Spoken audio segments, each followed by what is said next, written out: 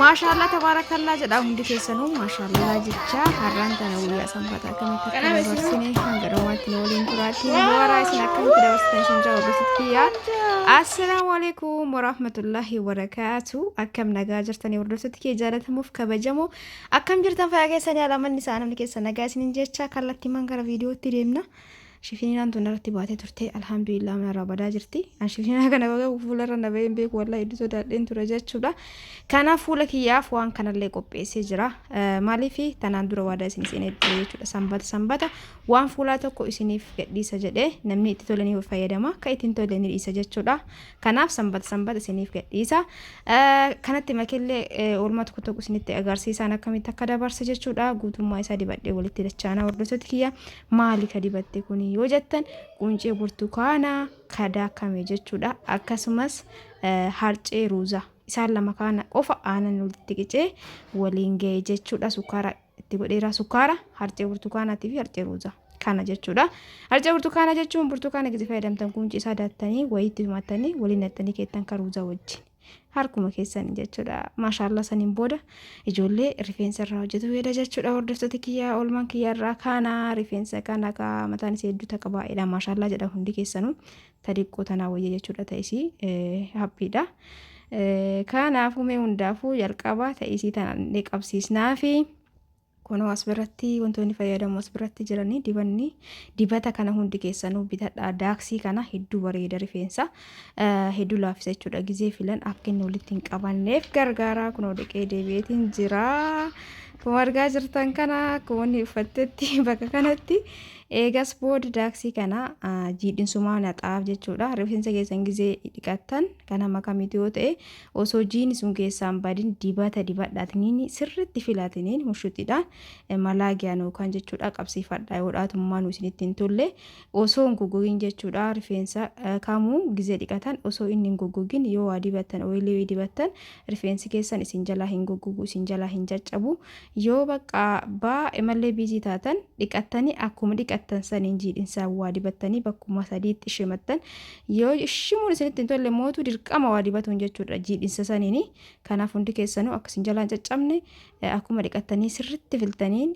dibata dibadhaatanii qabsiisadha yoo isinitti tolle shima jechuudha osoo shimame bareeda wanni guddaa rifeensi keenya irraa caccabsu nurraa balleessu dhinnee akkasitti hodhiisni jechuudha kanaafuu akkuma dhiqatne bishaanuma gizee qabu san dibata dibuu qabna jechuudha kanaaf amma kamama hedduu takkanaaf salphata ka'isii hedduu takka kataanii hedduun rakkisa baay'ina qaba tanaan duranii bishaan ruuzaa fayyadamaa fi ture hedduu yabbuudha jechuudha ka'isii bishaan ruuzaa akkuma rifeensa bareechisu garuu ni baay'isa gar malee maashaallah kun akkanatti dhiqee irraa dhiqee shaampoo fi koondishinarii irraa dhiqee eegas booda dibata amma isinitti agarsiisan haa taa'eef jechuudha daaksiin hedduu takka bareeda rifeensa isiniin jedhee jira ni dheeressas ni laaffisas baay'ee takka bareeda jechuudha garuu biyya keenya keessatti gizee baay'ee tokkoffaaf lammaffaa isaa addaan beekuun ulfaata sitti ta'a malee gatiin isaa illee xiqqoo guddiidha haa ta'u garuu hedduu bareedaadha jechuudha hordoftoota kiyyaa kan ciqaa keessa dibata ciqaa kana keessa jajjaboo keessa jechuudha isatu bareeda kan keessa immoo ani olive oilidha kan inni fayyadamu waaw maashaallah gartanii hedduu firiijii godhaa jechuudha jiidhinna isaatiin waa dibdanii gizee akkanatti laagdaniif gizee gadi baatan illee haaluma salphaan rifeensa ijoollee keessanii faa godhuu dandeettan jechuudha hordoftoota kiyya osoo maa ittiin godhin jiidhinsa isaan dibata dibdanii yogguu filtan akkana ta'a jechuudha anumata akka ittiin goone hin dhiqee fi saniin booda dibata dibee saniin booda filaan akkuma isin argaa turtan sanitti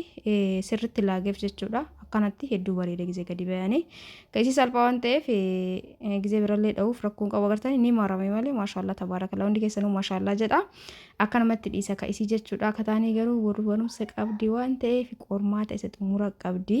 kanaaf ka'isii dha'uuf yeede jechuudha katanaa hagan ega godheef ni gaya kaataanitti hudikoo isii baay'inallee qaba akkasumas barumsa waan deemtuuf jecha isiidhaafdha kallattiimaan ka isii dhiqee deebi'e jecha hordoftoota keenya waliin tura hanga dhumaa laayik sheer gochuu hin dagatina kunuu ka isiillee dhiqee fi deebi'eetiin jira kana fakkaataa ani jiidhinsumaan dibaa fi ka irraa daddaalachitu kun dibata jechuudha qibaati gizee bishaan irraan dibdan daalachataa haga goguuf yookaan yoo goge immoo ni baqa ofiisaatu hedduu bareeda ta'a jechuudha hordoftoota kiyyaa mataan isii baay'inni maashaallah agartanii dibata dibeef jechuudha kanaaf addaate bishaan irraan gizee dibattan akkasuma ta'a yoo goggogee baqa malee jechuudha akkasii eega kana godheen booda ni dhaaf jechuudha rifeensa dha'u hundi keessanuu baradhaa ofirratti illee ta'u maaliif jennaan ijoollee teessanii dha'u dirqama. Anamma rifeensi kiyya guyyaa muraasa yoo ta'e kan namni dhaadhee agumuuf beekee jechuudhaan dhiqeen ofumaa dhaataan guddadhe ammas ofumaa dhaadhaa ijoollee tiyyaa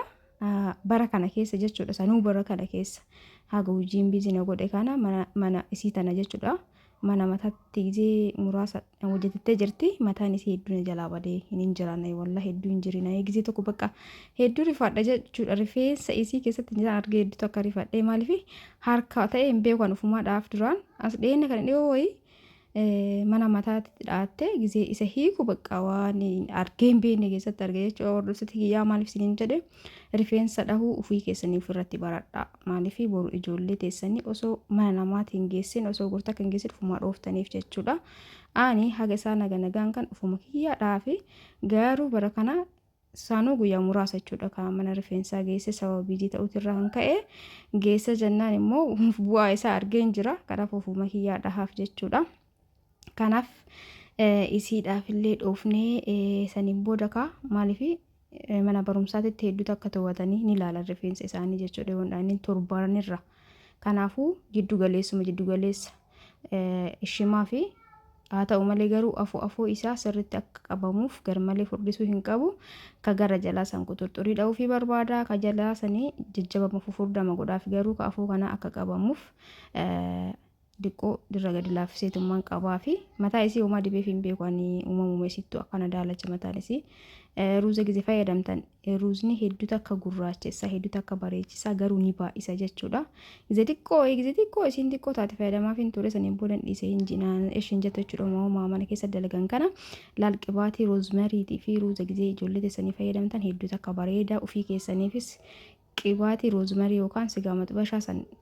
zayitii mana keessanitti fayyadamtaniin isa wajjii danfistanii gisee fayyadamtan danfisuullee baattan tumtanii